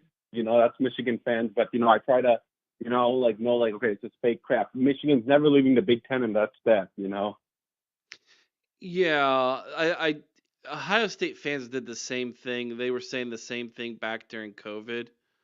We were all like, well, we'll just leave the Big Ten. And it's like, I just don't ever foresee that happening. I think if there were two schools that could, it would be Ohio State and Michigan because they have a large enough fan base that could support an independent schedule. But I look at Notre Dame. This is my my Notre Dame hot take. This is the one thing that Kennedy and I will disagree on to the day we die. I think being an independent school is boring. Oh, absolutely. Like you end every year disappointed unless you win a national championship. There's nothing to achieve as in independence. Nothing. Oh yay, we had the best independence record. No one cares. Like who cares? You never hang a banner for having the best independence record ever. But they're kind of in the ACC. No, they're not. They were 1 year. Yeah. Their COVID year. Yeah. And then they went right. Okay, go ahead. Can I ask something quick? Yeah, so I'm just curious. Like, so the Connor Stalions that happened in Michigan. If Connor Stalions happened with you guys, right? There's so many fans on Ohio State on Twitter, and even I've seen on YouTube as well. Like, there's some chat saying, like, okay, if this happened to us, we would be ashamed. Let's be real here, man. A lot of your fan base would be defending Connor Stalions and stuff like that. This would happen to every program because they don't want their natty vacated and stuff like that. Or they don't want I feel like they would be like, oh, he did nothing wrong or stuff like that. Disagree. Like, do you feel like that would happen with your fan base? Disagree with you 100%, Yeah. Burks. And this is the Go ahead, God Mike. honest truth. Chat, back me up on this one. I believe this to the core of my being. If Connor Steins was an Ohio State Buckeye and that would have happened, he would have to leave the state because his life would be in jeopardy. I kid you not. And Ryan Day would have already been fired. I guarantee it. Oh, the Woody would have been cleaned out altogether. They would have fired every member of that coaching staff, whether they had knowledge or not. That, without a doubt. I mean, I respect that, actually, because Woody Hayes did get fired right away when he hit that player in Clemson, I remember. So, it, like, I just can't say the whole, like, there's going to be a lot of your fans who are going to actually say he did nothing wrong, but I will say you guys are way more aggressive, in my opinion, than Michigan fans. So it could be like way more aggressive, which, I don't know, honestly. I disagree with you guys, with your statement on this, but I don't know, man. Like, I don't know about that. I'm just a little, like, I don't know. I mean, I understand where you're coming from because there's a lot of similarities between the two fan bases, whether we want to admit it or not. And so I understand, and I think this is a great question, by the way, Burks. Kudos to you for asking it. It shows your intellect. I really do mean that. But let's look real close at the Jim Tressel issues, okay? Ohio State fans they weren't mad at Jim Tressel, they were disappointed in Jim Yeah. Tressel. And I understand why, because the man preached integrity, and at the end of the day, he withheld information from the NCAA, thus lying to the NCAA. And he's had to wear that his entire remainder of his life, right? But the true criminal in all of this was Gene Smith. yes. And this fan base still to this day cannot stand Gene Smith Well, at all. And Eric, Damn. you could even go a step further. Look at how swiftly action was actually taken against Urban Meyer for supposedly not reporting, although there is speculation that he actually did report what he knew on a subject that may or may not have even happened. Right. And yet they put Urban out on the street with the For 3 quickness. games, yeah. With And Gene here's Smith. yes. And here's a guy who is obviously beloved, won a national title with Ohio State, just like Tress. I mean, I would tend to say this university does not tolerate the kind of nonsense that not only has the University of Michigan tolerated, but actually perpetuated. They are complicit in all of this. Ohio State would not tolerate or be a part of that. No, it's fair. It's actually fair because I'm not going to lie. There's been a lot of Michigan scandals these past. Like, I truly believe, I know I'm going to be like really honest. I truly believe that criminals are running Ann Arbor in some way. As in, I feel it because here's the problem, right? The school has a prestige of, has a lot of famous alumni, one of the richest alumni bases, one of the richest endowments, all this stuff. Top 25 school, one of the best public schools, one of the best in research, everything. So it starts to be like, okay, they have such a big name and reputation that people abuse their power. That's what I'm feeling. That's what's happening with Michigan.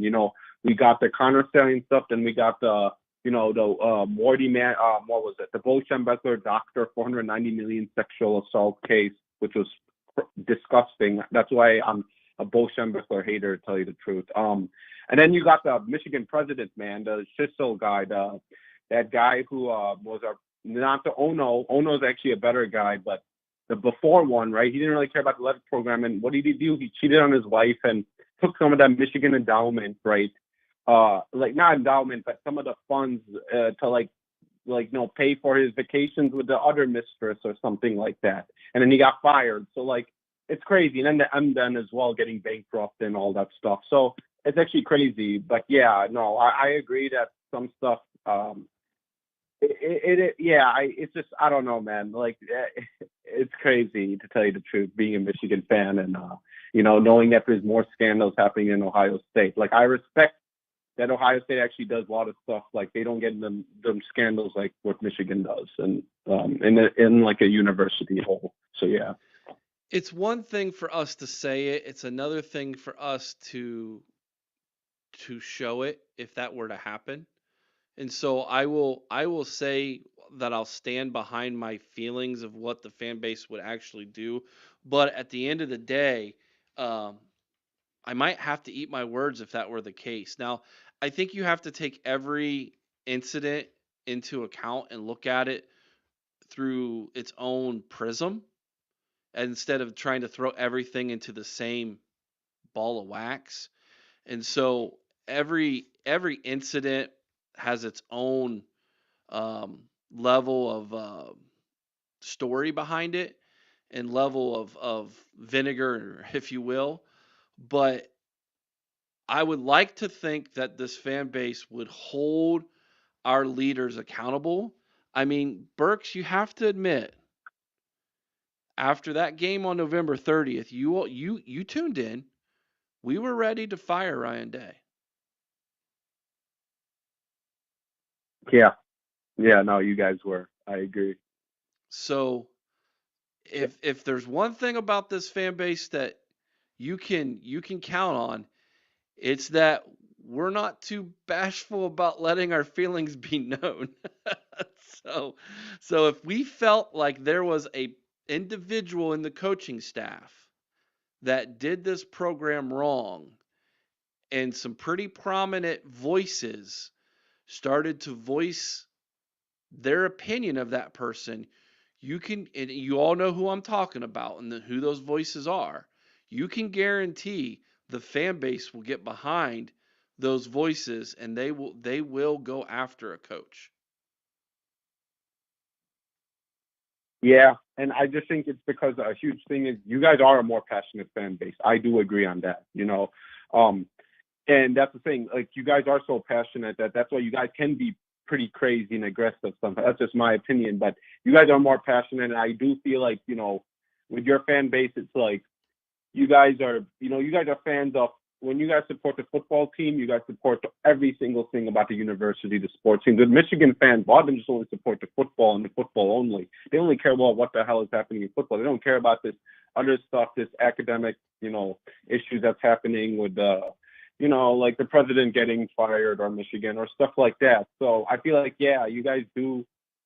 I agree on a lot of the stuff you're saying, honestly, on that part, Well, yeah, to a degree. But this fan base is definitely more passionate about the football program than any. I will definitely say that. You should see my numbers when I do a basketball podcast. They're about 10% of what they are when I do a football podcast. So that's just never going to change.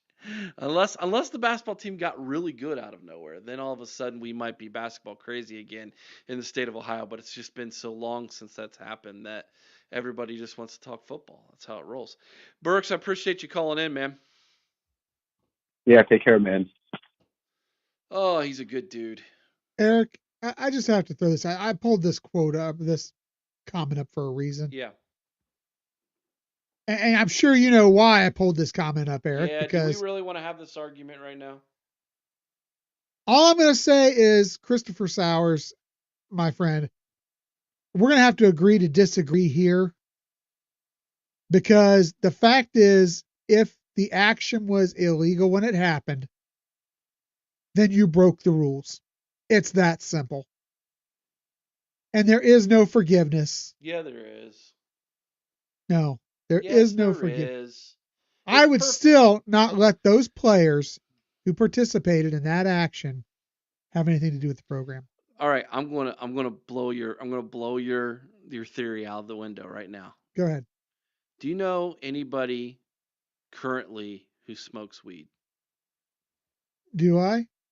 Yes, just a yes or no. Yes, and if I could have them arrested, I would. Bull honky. Absolutely. What if it was me? Well, Eric, I'd feel bad about it. So I just would hope I didn't know. What if I told you that's the only way I can get relief from my joint pain? Well, now you're talking about medicinal purposes. So if you have a medical marijuana card, then you know what? That's the loophole. It's legal. Well, guess what? It's legal now. It is legal. So why would you hold that against me? Well, I wouldn't hold it against you because I know it's legal now. But what if you found out back in high school I did it too? Well, so what? It doesn't matter. You didn't get arrested for it, did you? No, but what if I Well, did? if you would have got arrested for it, then we could have talked about it. Steely's like, dude, take some gummies. Because all I'm you know saying, what? I all I'm have no saying tolerance is for just you because break the law, you break the law. It's that simple. guys, Chris and I have gone around in circles about this topic for years. For years. And no matter what I do to try to convince him to let it go, like welcome them back with open arms. No. He won't do it. He refuses. The only reason I have any forgiveness at all for Jim Tressel is because he fell on the sword for this program. Yes, he did. He fell on the sword for the program. He loved Ohio State so much. He was willing to take all that blame. And to this day, Gene Smith, oh, you all going to get me fired up now. But you know what? I still have no forgiveness for the players involved. None. Gene Smith, held a grudge on Jim Tressel for what? For falling on the sword for you, Gene? For real? And then it's like the dumbest thing. Like, do you want to talk about someone who's a self-righteous hypocrite, dude? It's Gene Smith. He's the most self-righteous hypocrite I have ever seen in my life, man. I can't stand that guy. Well, nobody likes it. And it's not just the fact that he cost us a national title. It's the fact that he's a moron. A complete asshat. Steely, Matt. Gene Smith is dead to me. That's how I feel, man. There's no one I was ever happier to see leave Ohio State than Gene Smith. No joke. No joke. Ross Bjork might not. Ross Bjork is, to me, he's the greatest athletic director in my lifetime. He's killing it Ohio right State. now. He's killing it. Because he's not. Geiger wasn't that great, and he wasn't. But Gene even Smith's Geiger was better. Even Geiger was better than Gene Smith. Oh my gosh. I'm not sure that Chris is an Ohio State fan. He one of them 15% fans that Saban was talking about. Trust me, dude. Chris is a huge Ohio State fan. Huge. I just don't believe in forgiving someone who disgraced the program. What they did, they didn't cheat on the field like the people up north who disgraced the game. But these guys disgraced the program. And for that, I have no forgiveness. Ooh, Sean Schrock, question for you, Chris. Do you forgive Maurice Clarett? Because he tried to destroy OSU. Pryor never did. He kept his mouth shut. Here's the thing. Do I forgive Maurice Clarett? He didn't do anything illegal. That's the big thing. What? Well, I mean, he did things illegal after, and he paid a price for that. But I don't think he did anything to the program directly that I would have to forgive him for as a fan. Did he make a stupid choice by trying to go pro early? Yeah, he did. But you know what? That didn't do anything to the program. It wasn't something where he did something that impacted the program. It almost did. It could have, but it did not. To me, I think Maurice Clarett is a wonderful story of redemption. Yeah, it's guys. Here's how I compartmentalize Maurice Clarett. He's a part of my favorite season ever at Ohio State Yes. in 2002. And when it comes to Maurice Clarett, I judge the man on how he is finishing his race, not how he started it as a man. And to me, you can never erase 2002 from his story. And so that's how I choose to remember him and how I choose to think about Maurice. And it's helped me out. Oh, we got another phone call. You ready? Let's take it. All right, let's do it. Let's do it. Dave Green, what's happening? What's going on, big man? Hey, I will always be thankful for Maurice Clarett for 2002, by the way, and ripping the ball out of Sean Taylor's hands, baby, which was still one of the great plays of all time. And by the way, Maurice Clarett has found some redemption in his life. Let's give him some credit. And by the way, Youngstown boys, excellent 30 for 30. Yes, it was. A lot of things, but they do some decent 30 for 30s. Let's just be real here. 100% on every one of those comments. You're off to a great start on this phone call, brother. Well, thank you. I'm good to be off and running. I will say, though, one good thing about the Andy Geiger point, the one good thing Andy Geiger got right is he got rid of John Cooper. So, I mean, I guess we could say that, right? He also hired Jim Tressel. That's true. That's true, right. So he made the right fire and he made the right hire. So you got to get some points there for changing Ohio State history that way, correct? Absolutely. Yes. Was he also, if I'm not mistaken, Chris, was he also the athletic director that hired Thad Matta? Yes. Yeah, I think so. I'll double check that. That's right. I believe so. Pretty good hire. I think that was like 04, 05, right? Yeah. I'll double check. Okay. Yeah, one of the worst people ever at Ohio State is Gordon Gee. Can I just say that? You want one of the worst people ever at Ohio State, it's Gordon Gee, who, by the way, said after the tie in 92, it was one of Ohio State's greatest victories of all time, which is just a joke to this day, by the way. It's so bad. Let me tell you, he's a funny little guy. I've got this great Gordon Gee story. You know, I was going to Ohio State Marion here, and I was, you know, I was actually the student representative of the Board of Trustees. And we had Gordon Gee there for an event.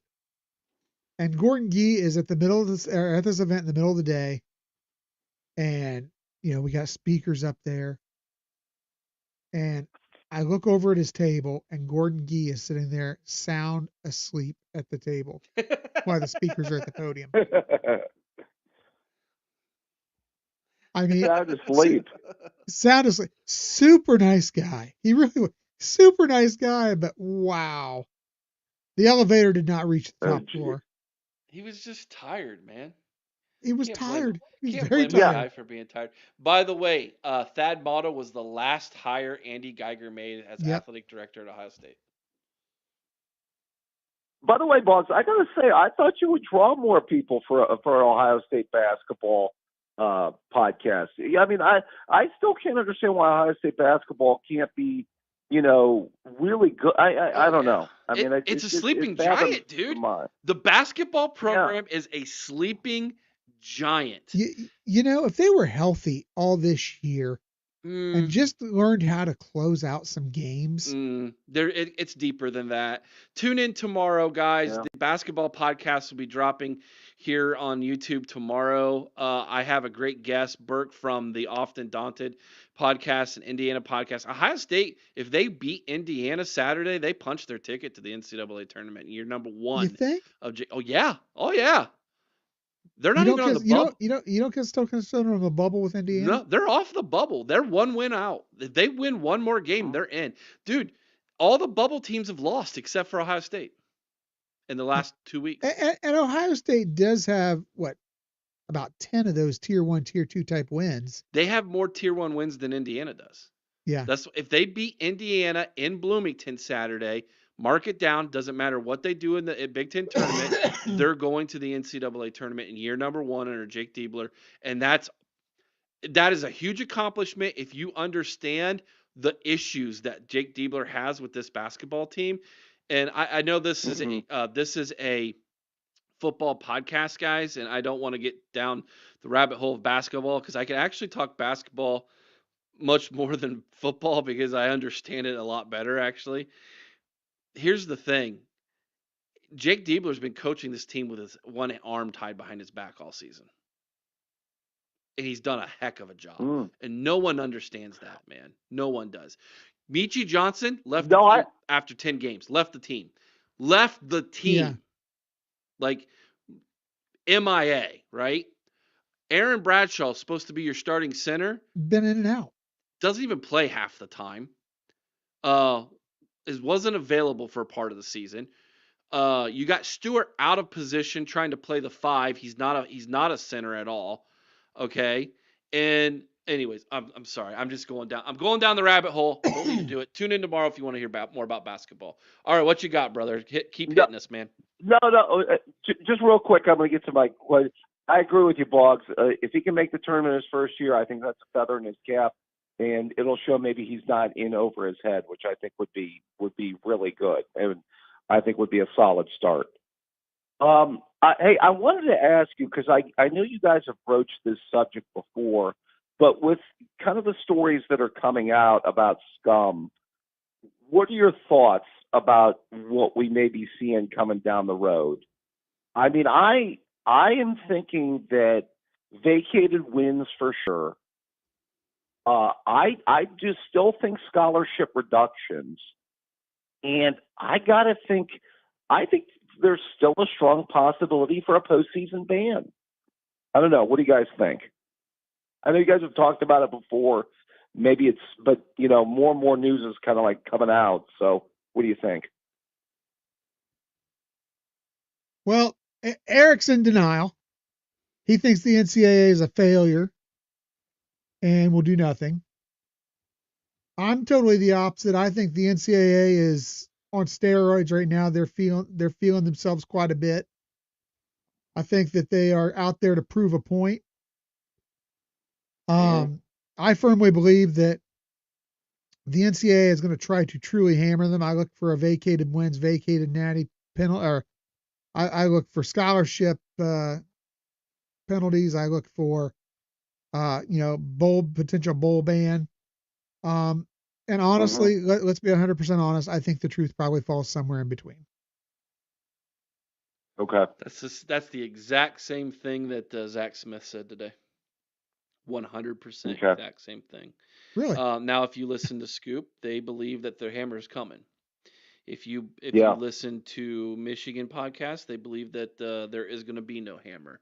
And so Chris kind of feels similar to the way that Zach feels, and that it's going to be somewhere in the middle. I lean more towards the Michigan fans on this one, and it's simply because of my lack of faith in the NCAA. Is where I'm coming from. I hope I'm wrong, and I hope the NCAA grows a pair. But to me, I am Missouri. I am the show me state on this one when it comes to the NCAA. See, here's what I hate though, is I just think that their media is nothing like the Ohio State media. Their media is literally carrying their water and being advocates for their program. Mm-hmm. They're literally carrying the water for them. You know what I mean? It's propaganda. Yeah, they're bought and paid for media. It's propaganda. That's all it is. They're not media. They're not media at all. They're commentators. Call it what it is. They're commentators. But I'm going to let you all in. That's right, Chris. I'm going to let you all in on a little secret too. Okay, about the Ohio State media. The Ohio State media tries to hold a form of journalistic integrity, unlike what you see out of Ann Arbor. But they're still soft. But here's why they're soft, Chris. Ohio State holds them by the balls. Yes, they do. If they write anything that they don't like, they can pull their credentials tomorrow. And won't hesitate. And they will not hesitate. Which is one of the big reasons that we've never, I think, really gone after credentials. I've always questioned doing it because I'll be straight up honest with you guys. If I held media credentials at Ohio State, this show would be very, very different. There's a list of things I'm not allowed to talk about. I wouldn't be allowed to talk about. Well, not only that, Eric, but you and I would ask the hard questions, and by God, we joked for years about sending Aaron in there. He would have been kicked out in the first 5 minutes. There's a very real possibility if we get credentialed that it won't last long. There's a way to ask questions that are difficult without being a jerk.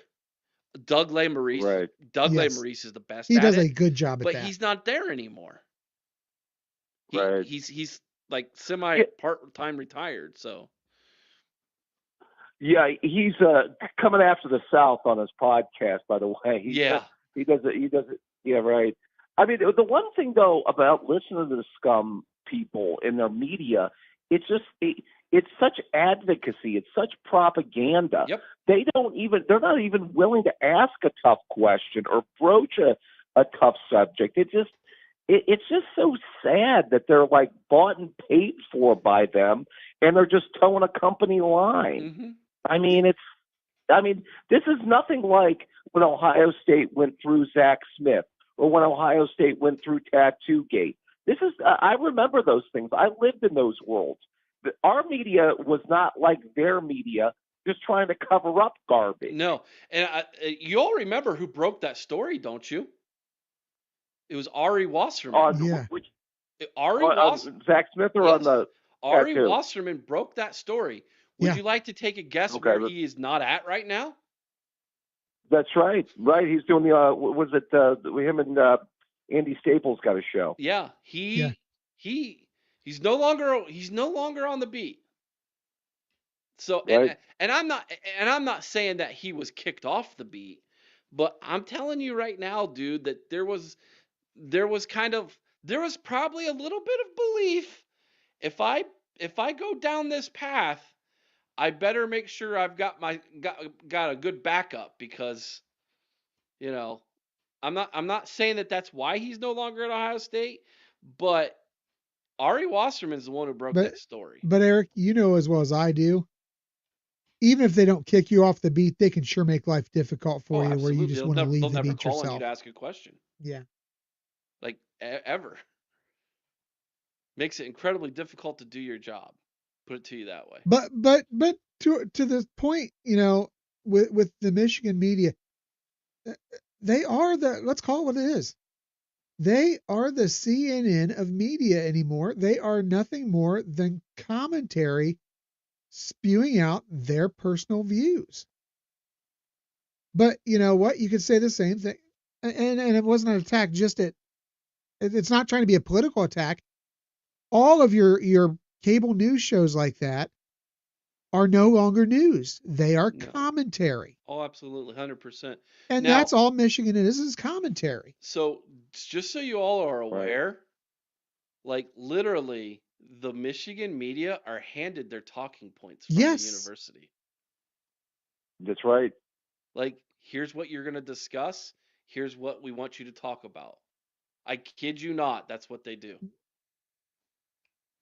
That's why every show sounds exactly the same.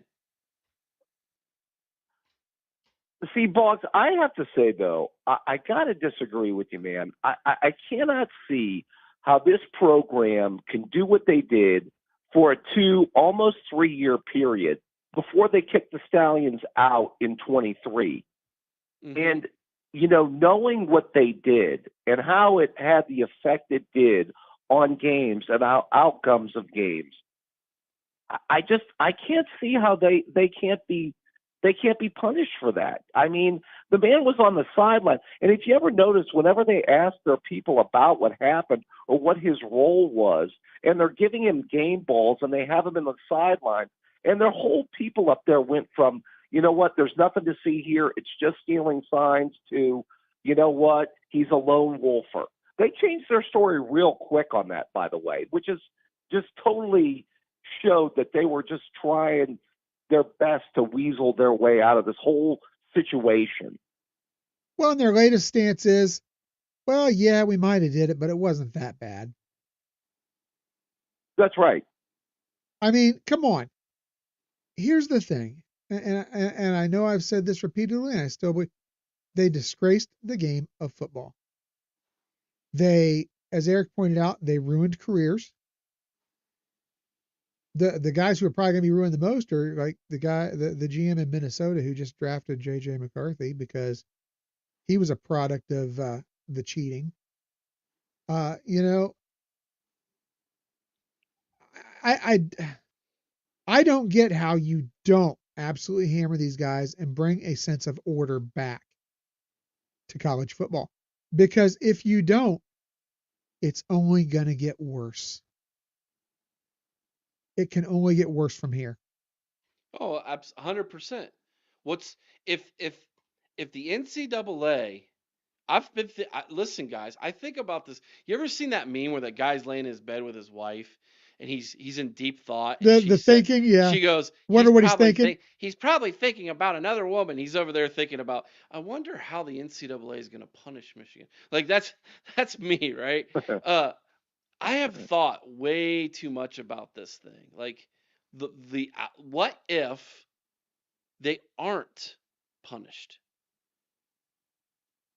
Has anybody ever thought about that? Yeah, absolutely. It becomes the wild, wild west. All the gloves are off.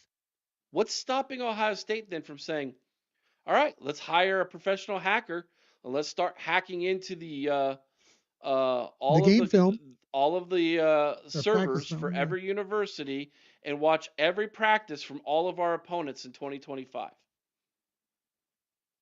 Well, not only that, but if they don't make a stand here, Eric, given their track record and the lack of rules around NIL, it's going to get even uglier in that arena too.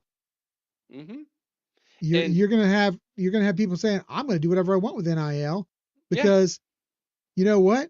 They've already proven they lose NIL cases, and now they prove they lose the cheating cases.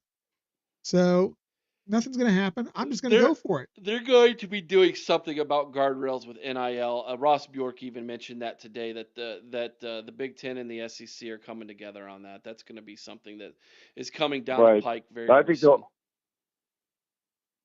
I think they're only going to have to. It'll be interesting to see if they make changes on that. You think? I would think that they eventually do stuff with the portal too, wouldn't you think?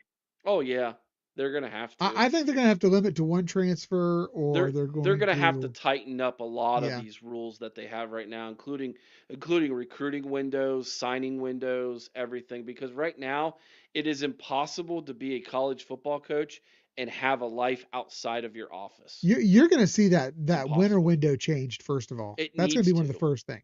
It absolutely needs. In fact, I heard Ross Bjork this morning on The Fan, and he mentioned that the fact that you can't have that winter window during the playoffs. You just can't. It's stupid. No. It's incredibly dumb. There's a lot of things about the NCAA that's dumb. It's another reason why I just have zero faith. I will be releasing a video. I might even do it tomorrow. What should Ohio State and Ross Bjork do to pressure the NCAA? I've mentioned it before. I've put a lot of thought into it. Be on the lookout for that video. I think you're all going to really enjoy that. But to wrap this conversation up about Michigan and the cheating scandal and everything, I believe it is paramount that the NCAA attempts to punish them. I just don't know if they have a legal leg to stand on, even if they try. And that scares me. Well, if anybody deserves it, it's them. I mean, I think that they've totally. I mean, it's just the way they dealt with the situation, the fact that they hid, the fact that they just covered up, and it was so overt the way they covered up. You know, none of them would even talk about. I mean, try to at least intelligently speak about what the role of this guy, what he did. And they know that he was part of the program. They were giving him game balls, and it just disturbs me to no end that they were playing this hush game, and they knew what his role was, but they didn't want to talk about it, and it's infuriating to me to this day. And that program was nothing. before this happened. They hired him specifically for that role. That is why they brought him to Michigan. Don't think for a second that he didn't pitch this to Jim Harbaugh right out of the gate. And you're right. Harbaugh's running around claiming he didn't even know the guy, but he's giving him game balls. Right. You exactly. know, and what you were talking about with the whole concept of them, being overt and trying to cover things, let's call it what it is. It was obstruction. It was obstruction of an investigation, which also is a penalty. It's against the law. Well, yeah, if it's a criminal investigation, these guys would be looking at jail time. Uh-huh. And who knows? Oh, man. There may be something criminal in there. Who knows? Well, it drives me nuts, guys. It was so bad. I went on a scum chat like a few weeks ago. I had to be a knife fighter to deal with these people. It was the worst thing ever. I swear. I should have come armed, actually, is probably it. You cannot bad. pay me enough money to go in their chats, dude. I couldn't handle it. Oh. I know my limitations. I know my limitations. I cannot do it. I can't do it. It's bad. Well, you guys keep up the good work. You guys got a great show going tonight. Good to see you back, Boggs. I hope you had a good trip. I did, brother. I did. Thank you, Ben. All right, man. I'll get back together. We'll talk again next week, man. Sounds Take care, good. guys. All right. Have a good one. OH. IO. Bye-bye. All right, Chris. Guess what? It's that time. I have to go back to work tomorrow morning. Suck it up, Buttercup. I had no days off, even though I was in Florida. No. I had no days off while I was like, how'd you get in Florida? I drove 16 hours straight. Both times. Homie. You stopped to pee. That was enough of a break. Well, that was enough of a break. I'm 43 years old. I stopped multiple times to pee. Probably before you hit the state line. Multiple times. Worst state to drive through to get to Florida. Is it South Carolina or is it Georgia? I think it's Georgia. It's not even close. It's Georgia by a mile. Because here's the thing. When you drive through Georgia, your life is on the line. It is.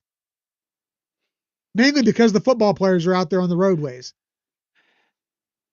Yeah. So, absolutely, dude. Madam says, thank you for reading my book, Eric. It means a lot. Did you get the other mail I sent? I did. Thank you, dude. Were those was that some of your notes from your book? I did get that. That was incredibly cool. Yeah, I'm reading Saving Ferris. It's a book written by Madamus. I'm on chapter number 4. It's a murder mystery with a Christian twist. I like it. It is an incredible concept. It is, within the first few chapters, I am like, dude, this is a movie is what this is. This is multiple movies. It is really, really good. I can't Eric's wait. Out there making movies again. I know, right? I can't, yeah. He said yes, but it's intended to be Malik's. Nice. That's the main character. So cool, dude. So cool. Love you guys, man. This has been good. It's been good to get back. We will be back Sunday night. Pigskin Petey will be our special guest Sunday night for the discussion roundtable. Be on the lookout next week for 2 things. 1, maybe episode 1 of Chris's call-in show. 2, we will be celebrating our 6th year anniversary here on the OHIO podcast. That's right. Our podcast will be turning the big 6 next week. Pigskin is Uncle Lou's friend. Trust me, we might poke that pig. Possibly. Maybe not. I don't know. Just depends what kind of mood I'm in Sunday night. He's a good dude. He's friends with Heather, who we had on here a couple weeks ago. And so a friend of Heather's a friend of ours. That's how we feel. That's how much we respect Heather. And so it's going to be a lot of fun. Podfather, when is Wergo coming back on the show? Chris, think we can make that happen? I'm sure it wouldn't take much. Yeah. Let's see. You know what? Let's hold off, because if something rolls out in the next few weeks, maybe we're bringing Wargo on live from Pittsburgh. Yeah, everybody's chiming in on Pigskin here. He's all right for a Clemson fan. he's got interesting takes, and he knows the Ohio State program really well. So that's one of the reasons why we wanted to bring him on. I've got a couple other guests I'm working on, but the month of March is almost filled up, and then we will be working on the month of April as well. You guys got any ideas for people you would like to see on the show? Feel free to email those ideas to us. You can email the show at theohiopodcast@gmail.com. Again, that's theohiopodcast@gmail.com. If you would like to be a guest on the fan interview, again, let me know. theohiopodcast@gmail.com. We didn't have one this week because I was in Florida. I've got one set up for next week, so be on the lookout for that. And Chris, you can jump on and do some of these too if you like. Sure. So yeah. Yeah, we'll get Wargo back on. He loves to come on this show. So we'll get Wargo back on if that's what you guys want. We can definitely make that happen. But Eric, man, are we not excited right now? We're going into March. We got this big schedule. March. So many things we're rolling out. April, we got the spring showcase. Are we gonna be giving away free tickets for the spring showcase this year, Eric? I might give mine away. We've talked about potentially doing the show from the parking lot and then just watching it from the parking lot, which means, hey, we can actually sit up there and make sure the grill's working. Lisa says that Pigskin Pete hates Ohio State. Well, good. Then we'll have something to talk about. Oh, if that comes out on the show, that'll be interesting. I'm ready to get fired up now. I'm ready to get fired up. I haven't seen much hate from them in the shows I've seen for Ohio State. You know what? Everybody hates Ohio State because it's this simple. They hate us because the anus. That's okay. Right. You made that sound like anus, so it's time to go to bed. Okay, they hate us because they an anus. How about that? Are you guys doing a meetup? Yep, of course we are. So the spring tailgate showcase is going down. Yeah. So, all right, guys, that's it for the show. It's been awesome. It's great to have you all with us. Be kind to one another. I owe someone's OH. Sing Carmen High with all your heart. Till next time, Chris, you know what to do. OH. I know.